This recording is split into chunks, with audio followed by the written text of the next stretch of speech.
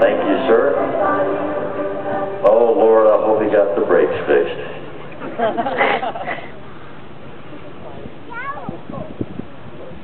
I think he's going to be too slow. I don't think he's ever going to make it down here. We've never missed, but, oh, God, he's awful fast. Oh, please. Chris, the wheel's in the closet. Oh, he may make it.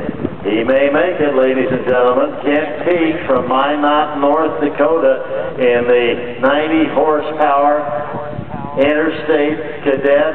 And thank you, sir.